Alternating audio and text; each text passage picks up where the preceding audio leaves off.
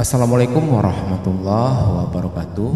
Kembali lagi di channel Giatek seputar teknologi informasi dan pembelajaran. Pada video sebelumnya, Giatek sudah berbagi informasi seputar peraturan, prosedur pelaksanaan asesmen nasional tahun 2023. Pada video kali ini Giatek akan coba membagikan kepada teman-teman poin pertama atau bab 1 kepesertaan asesmen nasional. Kepesertaan asesmen nasional meliputi asesmen nasional atau disingkat AN, diikuti oleh satuan pendidikan yang terdaftar dalam Dapodik atau EMIS dan memiliki nomor pokok sekolah nasional yang valid. Yang kedua, satuan pendidikan sebagaimana dimaksud pada angka pertama ini dan melaksanakan asesmen nasional tahun 2023 pada periode waktu pelaksanaan AN sesuai dengan jadwal dalam bab 12 angka 2. Yang poin A, peserta didik yang mengikuti asesmen nasional.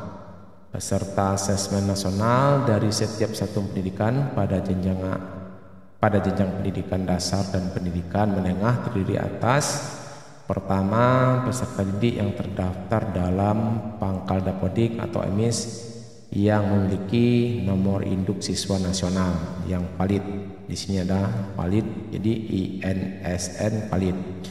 Yang kedua, perwakilan peserta didik kelas 5, kelas 8, kelas 11. Ya, jadi di sini perwakilan peserta didik kelas 5, kelas 8 dan kelas 11. Yang ketiga, peserta didik dari sekolah luar biasa atau SLB diikuti oleh perwakilan peserta didik disabilitas sensorik ungu dan atau disabilitas fisik yang tidak memiliki ketunaan tambahan, hambatan intelektual, bahasa, membaca, dan dapat mengerjakan AN secara mandiri.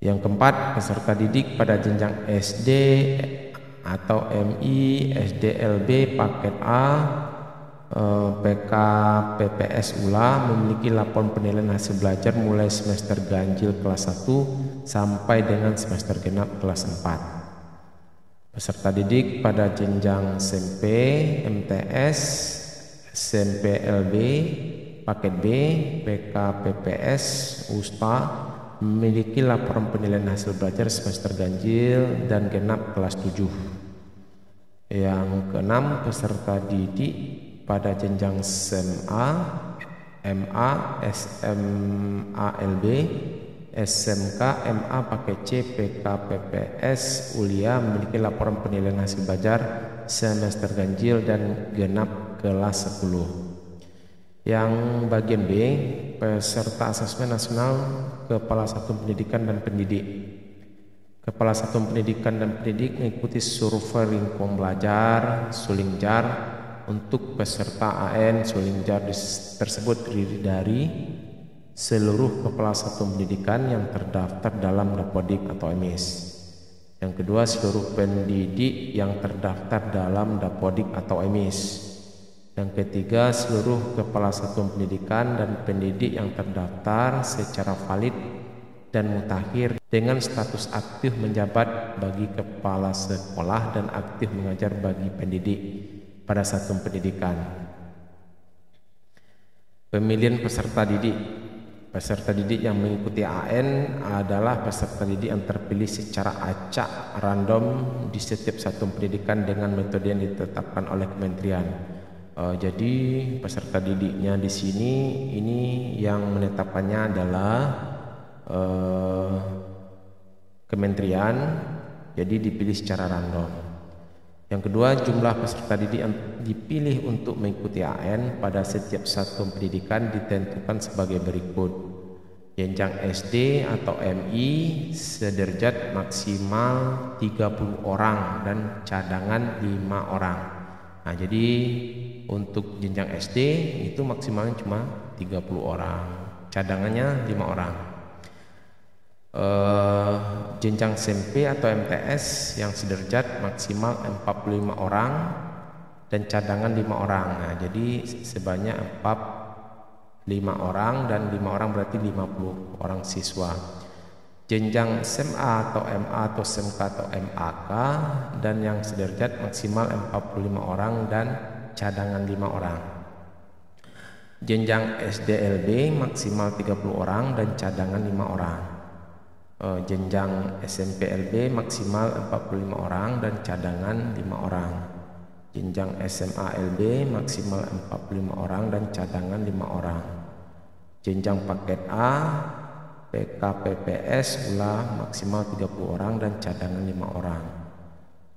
Jenjang paket B PKPPS Pusta maksimal 45 orang dan cadangan 5 orang. Jenjang paket C PKPPS Kuliah maksimal 45 orang dan cadangan 5 orang. Tidak ada penggantian peserta didik yang dipilih untuk mengikuti AN pada setiap satuan pendidikan setelah daftar dominasi tetap DNT diterbitkan. Jadi untuk peserta di sini yang poin-poinnya, pertama itu dipilih secara acak oleh metode yang telah ditetapkan oleh kementerian. Yang kedua, untuk peserta didik yang tingkat SD itu berjumlah 35 orang, tingkat SMP dan tingkat SMA, SMK, MAK itu sebanyak 50 orang. 45 sebagai siswa untuk calon AN utama dan cadangan 5 orang. Dan poin yang ketiga, tidak ada penggantian peserta didik yang dipilih setelah daftar dominasi tetap atau DNT diterbitkan. Selanjutnya, pendaftaran peserta asesmen nasional. Ini yang pertama, pengelolaan data di setiap satuan pendidikan, mendata peserta didik, pendidik dan kepala satuan pendidikan yang ada di satuan pendidikan masing-masing. Peserta didik, pendidik dan kepala satuan pendidikan yang berkewargaan Indonesia di sekolah Indonesia luar negeri, satuan pendidikan kerjasama dan program pendidikan kesetaraan di luar negeri didaftarkan sebagai calon peserta asesmen nasional. Selanjutnya, satuan pendidikan dalam binaan kementerian mendata peserta AN, peserta didik, pendidik dan kepala satuan pendidikan ke pangkalan data Dapodik. Yang selanjutnya, satuan pendidikan dalam binaan Direktorat Jenderal Pendidikan Islam, ini yang di bawah naungan Kementerian Agama. Jadi yang pesertanya peserta didik, pendidik dan kepala satuan pendidikan ke pangkalan data EMIS. Selanjutnya, satuan pendidikan dalam binaan Direktorat Jenderal Bimbingan Masyarakat Kristen, Direktorat Jenderal Bimbingan Masyarakat Katolik, Jenderal Hindu, kemudian yang ada pesertanya peserta didik, pendidik dan kepala satuan pendidikan. Selanjutnya, pengelola data di setiap satuan pendidikan melakukan proses verifikasi dan validasi peserta didik berdasarkan NISN pada sistem Perpal PD yang disediakan pusat yang membidangi fungsi pengelolaan data dan teknologi informasi kementerian. Selanjutnya, pengelola data di setiap satuan pendidikan mendaftarkan peserta didik yang memiliki NISN valid. Yang kedelapan, pendaftaran peserta didik melalui mekanisme tarik data dari laman bddata kemdikbud.go.id ke laman pendataan AN. Kesembilan, prosedur sampling peserta utama dan cadangan dilakukan secara otomatis dengan metode ditetapkan oleh kementerian.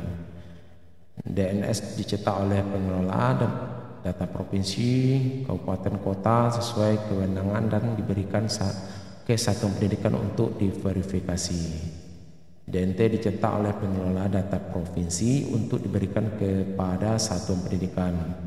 Proses sampling, proses cetak DNS dan DNT untuk SILN dan program pendidikan kesetaraan di luar negeri dilakukan oleh pusat yang membidangi fungsi asesmen pendidikan kementerian.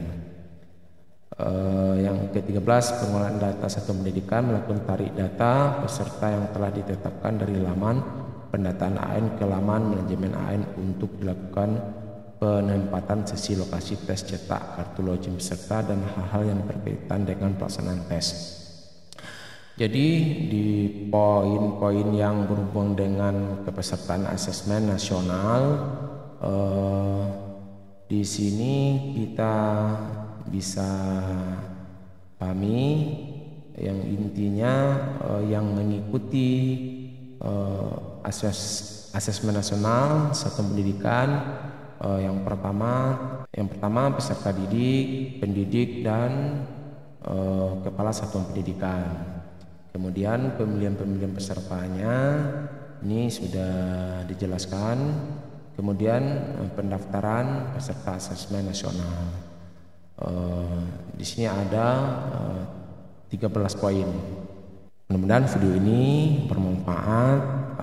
Kita lanjutkan di video selanjutnya tentang pelaksanaan asesmen nasional. Mudah-mudahan video ini bermanfaat. Terima kasih. Wassalamualaikum warahmatullahi wabarakatuh.